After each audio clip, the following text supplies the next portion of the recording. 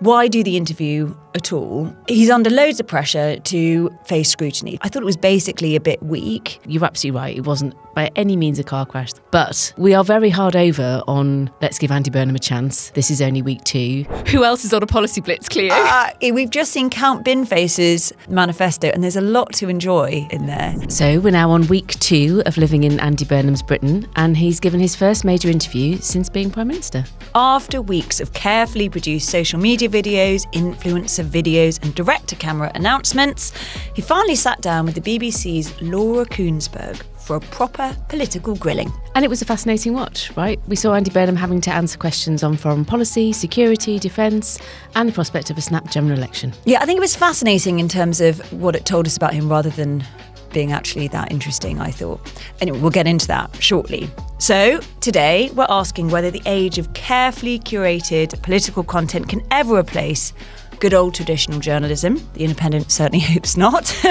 What we learned about Burnham's premiership from that interview, and whether his team is really ready for one of the biggest jobs in politics. I'm Helen McNamara, the former Deputy Cabinet Secretary. And I'm Cleo Watson, a former Special Advisor to Theresa May and Boris Johnson. And this is In the Room. Before we get into it, we'd love it if you followed and rated the pod on your podcast player of choice. You can keep up with the best bits of the pod on Instagram. We are at intheroom.pod. You can also watch us on YouTube. We are In the Room Politics. And if you've got a burning question or you want to give us a little bit of feedback, we are intheroom@independent.co.uk. That is our email address. Let's start with some of those emails, Cleo, because we've had a couple of people email us in the last couple of weeks saying things like you're too soft on Andy Burnham, or you're too mean on Andy Burnham, or what do you really think about Andy Burnham? And so I think the first thing we should say before we go into this is, look, we are very hard over on let's give Andy Burnham a chance. This is only week 2.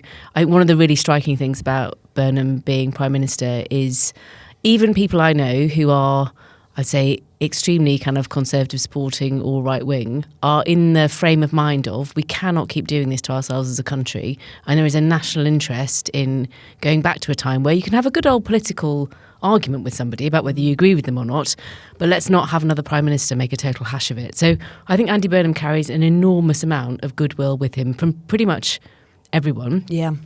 That is not the same as saying he's got all this goodwill and therefore equals everything he does is great and he's walking on water and there should be no notes given about room for improvement. Yeah, we've got some notes. We've got some notes. Yeah, I think that's absolutely right. I think we're trying to be constructive with our criticism, and I think that's fair and hopefully something to build on, because it doesn't help to build him up and say, good news, the Messiah has come, and then say, oh dear, he's completely disappointed us because he's not everything we wanted. It's just something useful for us all to think about there, potentially. I mean, I think the other thing that one of the mistakes that Starmer's team and Starmer made, I think, was to get very thin-skinned about any criticism. So this whole kind of, you know, he got criticised and then retreated and then blamed the right-wing media and the fact that everyone was against him. And actually what you need to do if you're Prime Minister and if you're the team around is to sometimes lean into some of the criticism, be a bit braver and bolder about it. Don't just kind of retreat and blame everybody else for being mean to you. Yeah, I mean, it's a good lesson for life. Be robust. A little bit. Be robust. We need to build some resilience.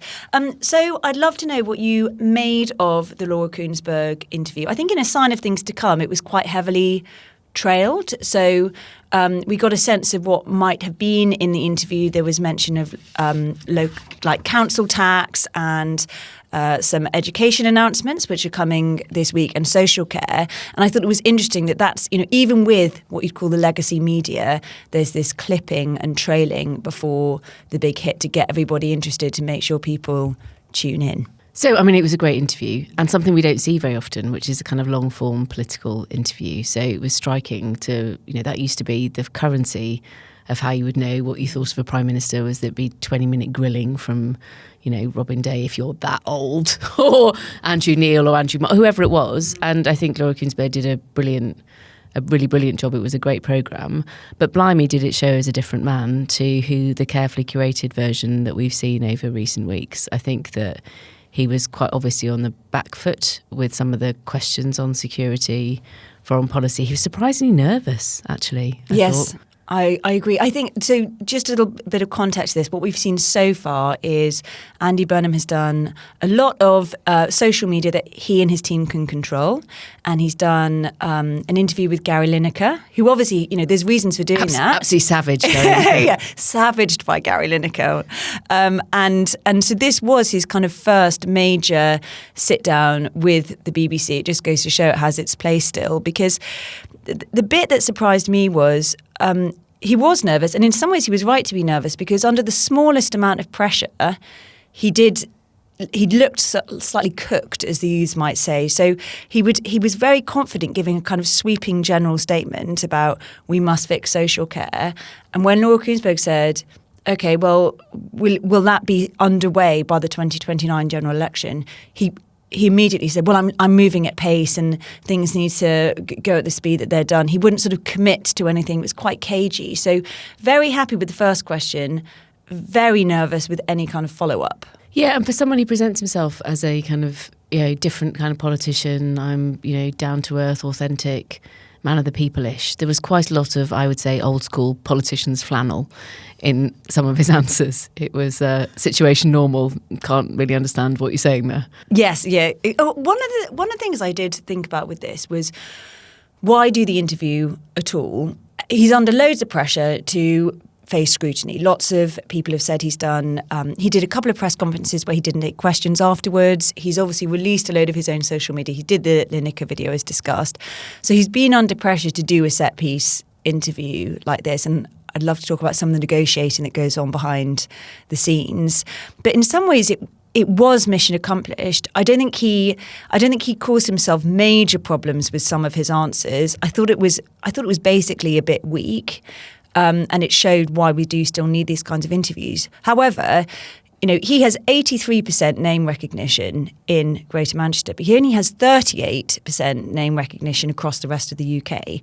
So in terms of how he just came across, people getting to know him, hearing his voice, just seeing him talk in these kind of general ways about, his warm conversation with Trump, how he's always willing to, take someone at how he finds them, and that's the kind of person he is. And again, some stuff that I think people who probably have the privilege of listening to this podcast think they're hearing all the time.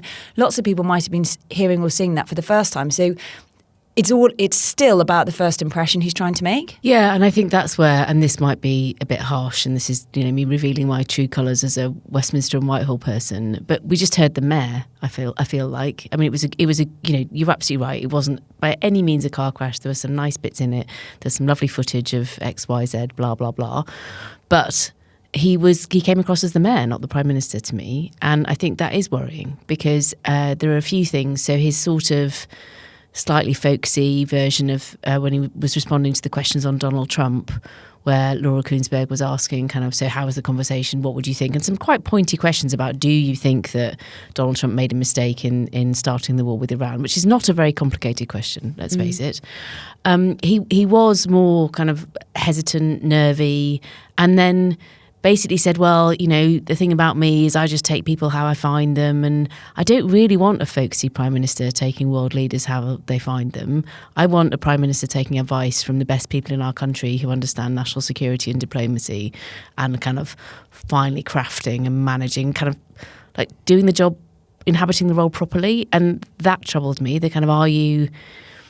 Don't take people as you find them. Please do. Please, like, pay attention to some of the advice around you. But he wasn't willing to take Putin as he found him. He was quite cagey on would he accept a phone call with Vladimir Putin. He just panicked a bit in response to that question, I feel. And, like, fair enough. I mean, would you take a phone call from Putin? We could see him thinking, what will the left flank of my, or indeed the right flank of my party make of that? But, I thought that was interesting, though, that we've discussed this a couple of times on the show about how people will respond to Andy Burnham, and Keir Starmer always did well on polls with foreign affairs and coming across as statesmanlike. And I think this interview opened up exactly that flank for him, which is, will people find, there may be folksy charm, but will people find him statesmanlike and confident on the world stage? And I even thought the footage we saw of him with Zelensky yesterday, the warm words bit he was reading off notes, which is quite interesting because you'd think that's the bit he could totally nail. And he looked surprisingly awkward, actually. I mean, can we just spare a thought for poor old Zelensky, who yet again has had to step away from like fighting an actual war in Ukraine to come to Britain to meet another prime minister offering their full wholehearted support. It's like we've added a meeting with Zelensky into the ritual surrounding the changeover of prime ministers. They did have weird. nice his black outfits though. I do love that. And like good for Zelensky every time. Here he is, absolute trooper. Election guy might have gone, but Zelensky's still here. Some things don't change. Some things don't change. Can we get back into some elements of the interview that I think are worth pausing on as well? So we had a lot of Manchester again, and I feel like I am going to become super tedious. And I do understand the people saying, well, you know, everyone's been going on about London for years, so why shouldn't we get our chance to go on about Manchester? It is sounding surprisingly bad now already by week 2 that our Prime Minister is constantly talking about Manchester. And then yesterday he was like trying to do a bit of Manchester versus London, which there's a lot of the country that's not either Manchester or London. Yeah, I mean, I'm really intrigued as time goes on how he starts being received in like rural parts of the country who must just think, I don't get any of this. Or Newcastle. Yeah, like other Bath, but other Labour strongholds. And I do think the anti-London thing is really odd as well. I mean, first rule of politics: learn to count. Labour Party is heavily dependent on MPs from London, has been for a very long time. The maths has not been going Labour's way in London because of the resurgence of the Greens. Okay, the local elections were particularly bad, but that is a trend that's been going for some time. And I don't think you can afford to alienate everybody who lives in London. It's not a great idea. Yeah, I thought that too. What did you make of... what did you make of in some of the footage, the B-roll footage, as they say, on these interviews? Oh, look at us, we're so professional now. We know the name for it and everything. We're legacy media, who knew? I was surprised to see so much of the Cabinet Secretary, Antonio Romeo, popping up. And I read that she both has a desk up in Number 10 North, but she has a seat directly outside the Prime Minister's office, which is an unprecedented move from a Cabinet Secretary. And she was there in the outer office of Number 10? Yes. Oh, nice. Not prime real estate. Probably my old desk, so, you know. I think it might be Eddie's old desk. Sorry about the chair. It could be. And there's some good snacks in your drawers, though. Yeah, some great snacks. She's in the classic footage, which is always the case with the Cabinet Secretary walking in with the Prime Minister and as the staff are clapping.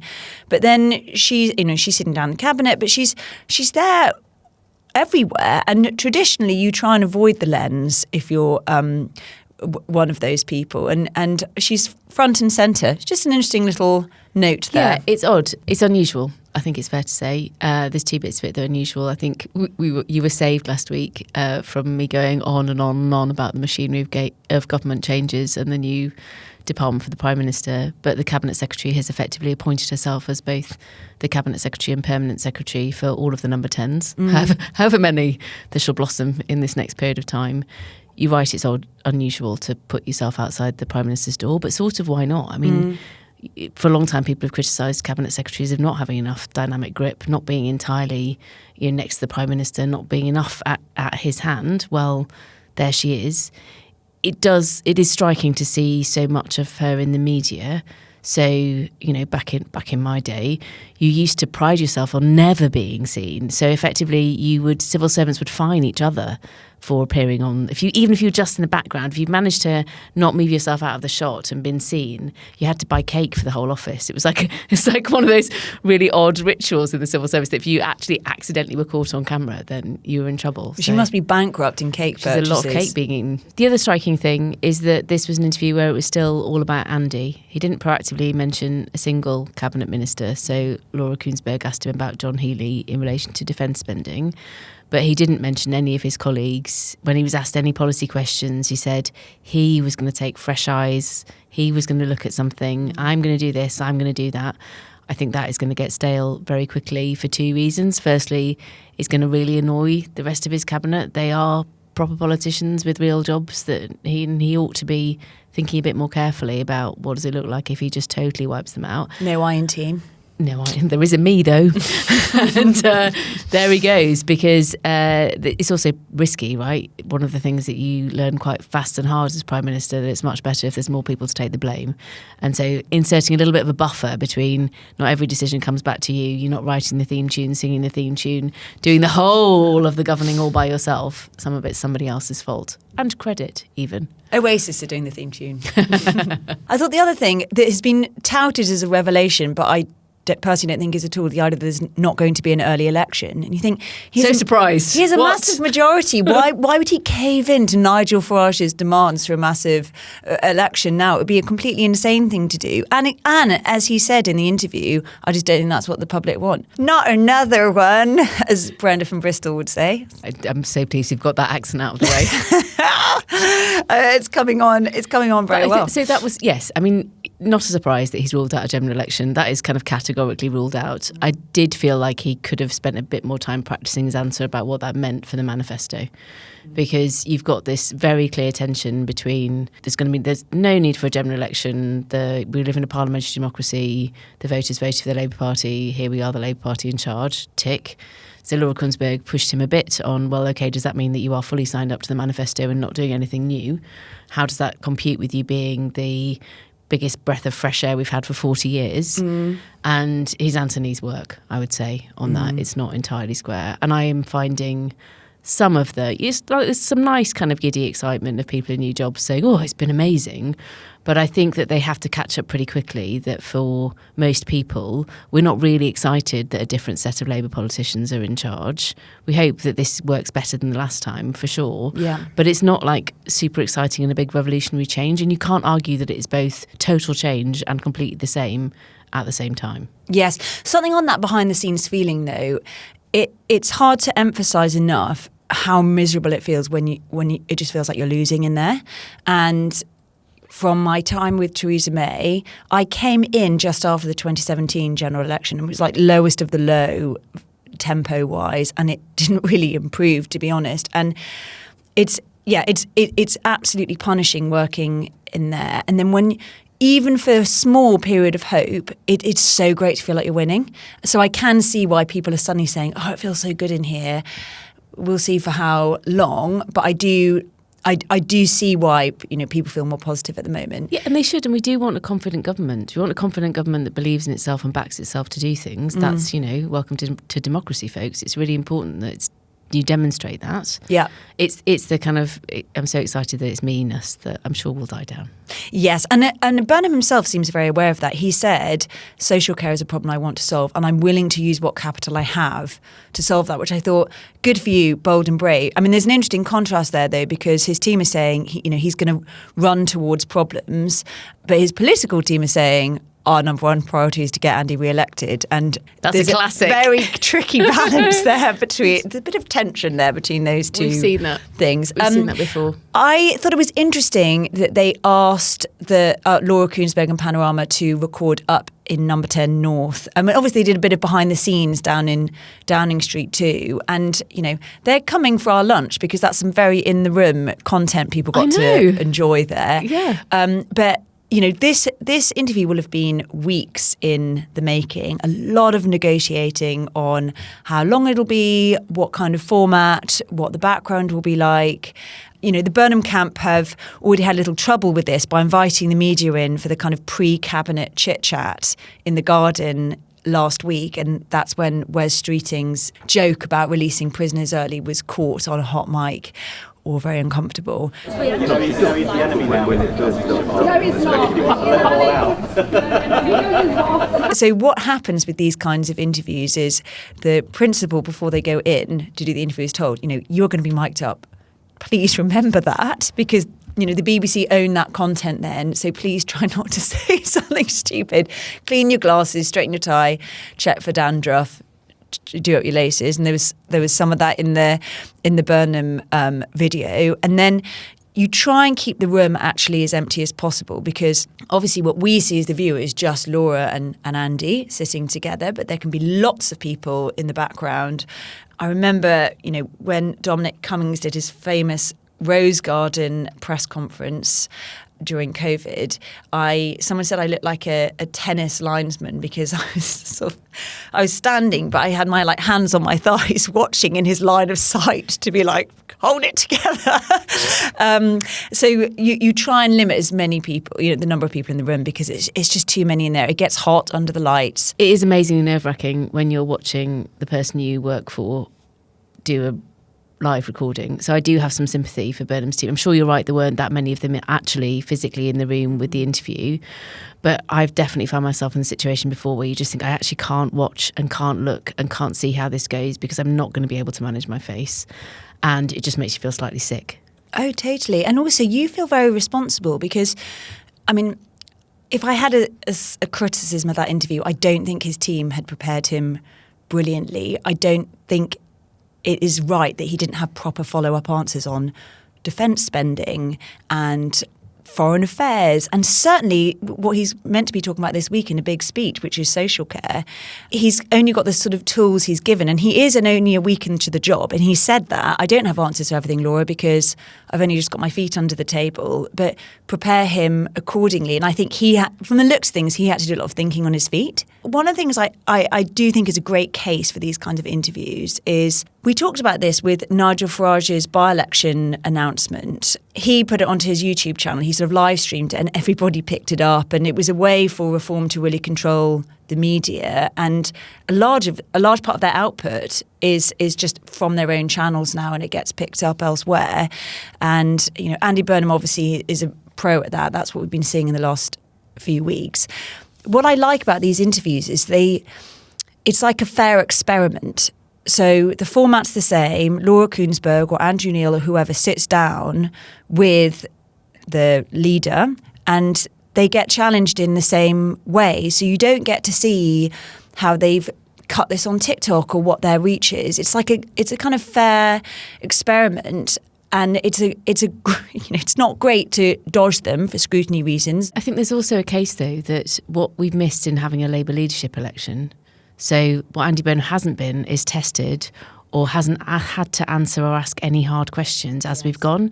So actually I felt like that's also what we were seeing in this interview, is this was the first time somebody had actually put him on the back foot. He's used to being universally loved in Manchester. I mean, he literally, that footage is not made up, that he walks down the street and people follow him and think he's king of the north and think he's amazing.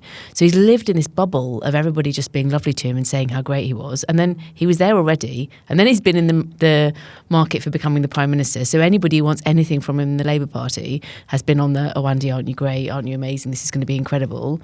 This has felt like one of the first times he's actually had somebody go, really? Okay, yeah, how's that going to work then? Yeah. And without having a leadership election, he's not had to do any of that. So you do think, I really hope they're going to find some opportunities for him to get used to being disliked, put on the spot, put on the back foot and able to respond in the moment better, because that's part of the job too.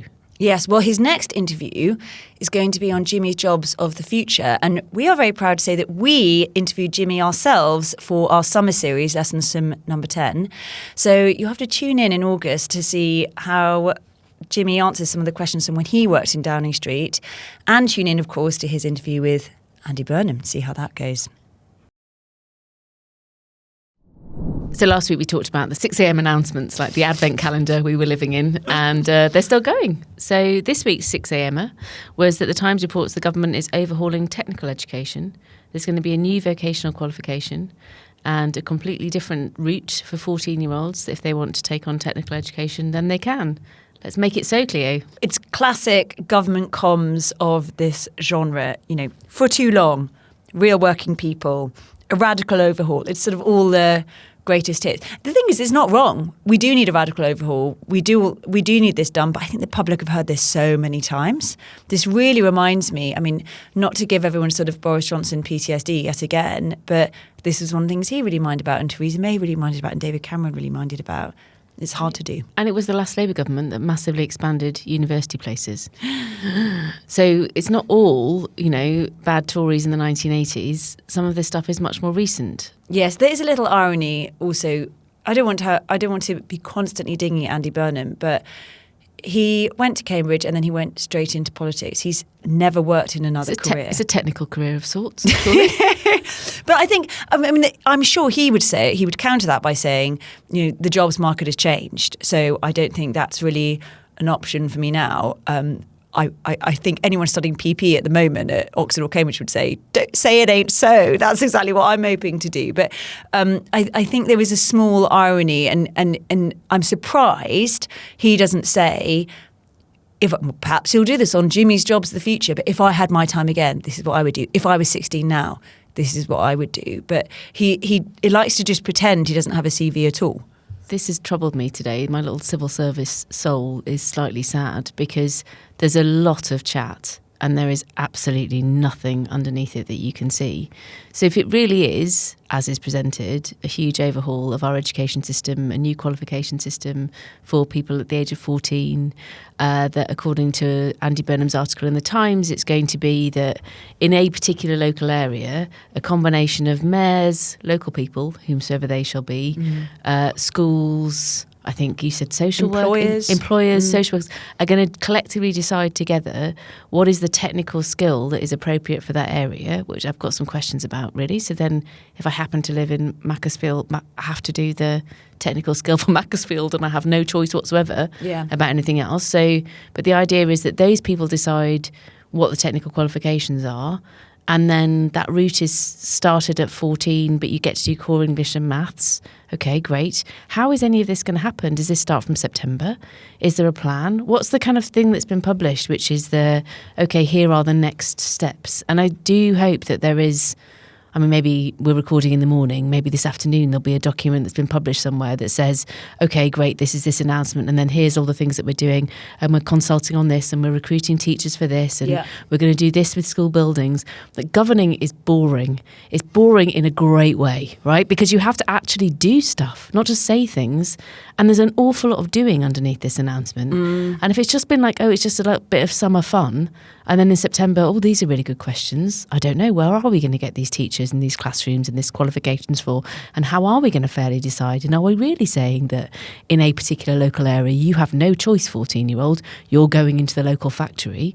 And that doesn't sound very on brand. Yes, and actually one of the problems is, a problem identified by Labour and was one of their manifesto promises that they are yet to fulfil is that we need more teachers. So we do need people to actually teach these technical qualifications, but also from an employer's point of view, I noticed that he couldn't reel off employers who are currently signed up, for example. I thought there was a way for him to turn this into a call for action rather than a policy announcement. This is something I want to do.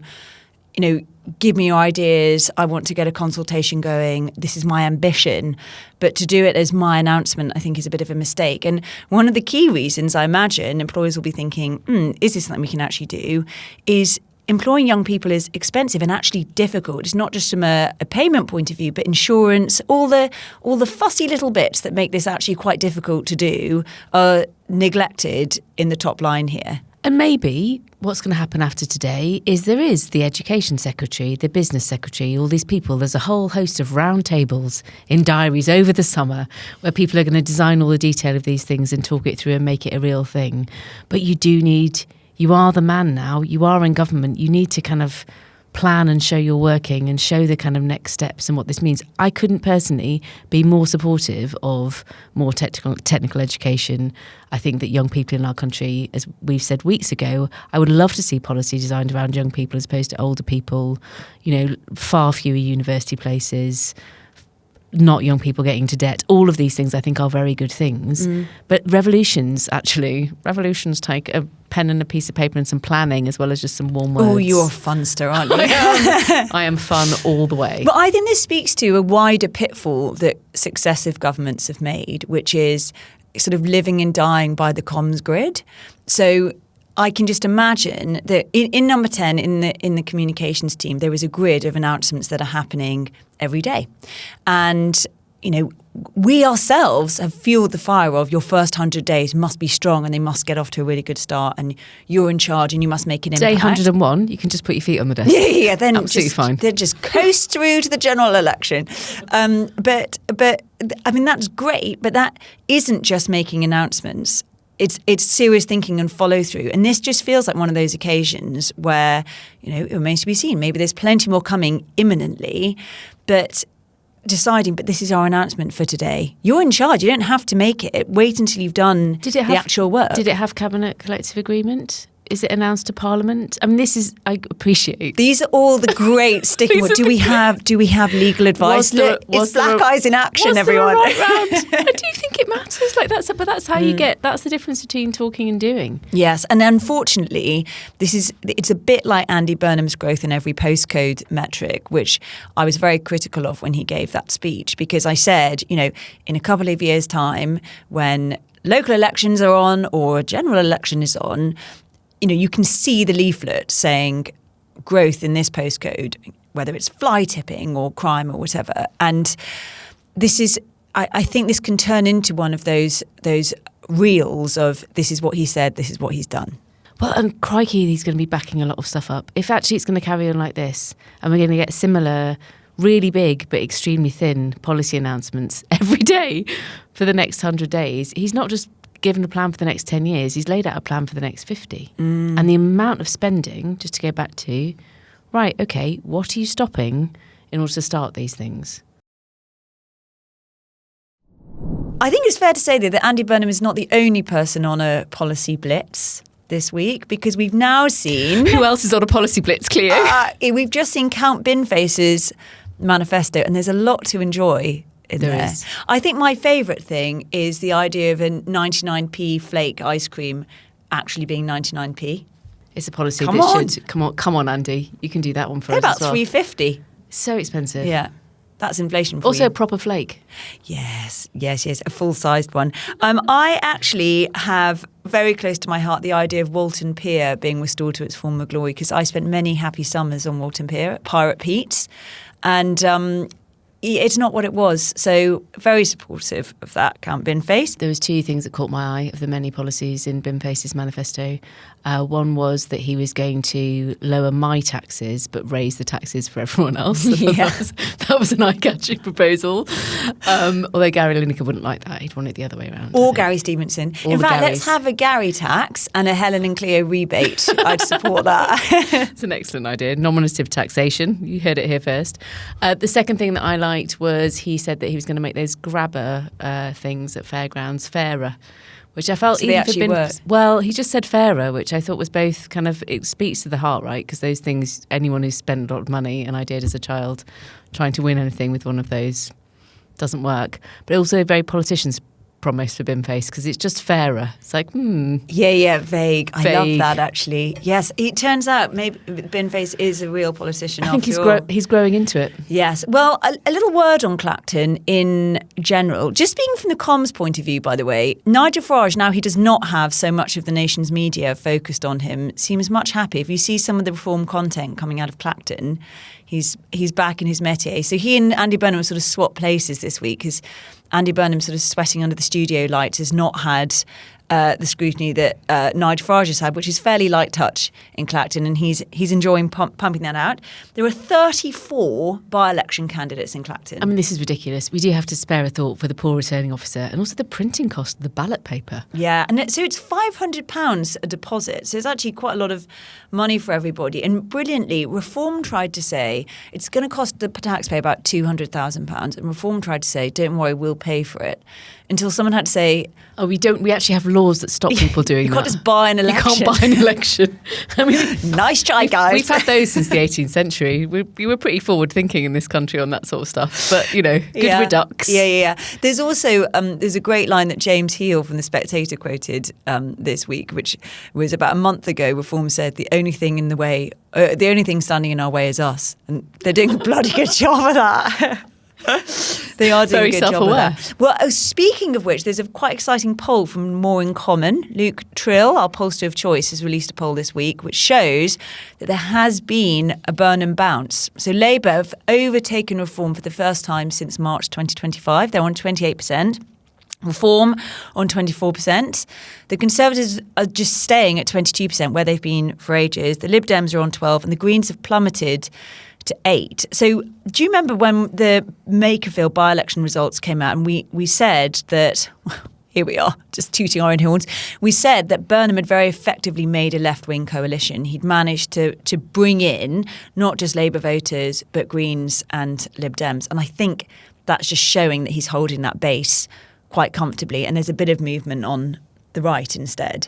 So he's got his little bounce. I don't know how long he'll have it for, to be totally honest. No, but it's a good thing to have, right? And he should be using it. Totally. And it should be a sharpener for reform, because I think it's fair to say that the by-election stunt has backfired. Certainly, if Nigel Farage is beaten by Count Binface, or indeed Lawrence Fox. Lawrence Fox, the former actor, is standing in Clacton. Is he back? It's a veritable who's who of independence. People you've never heard of.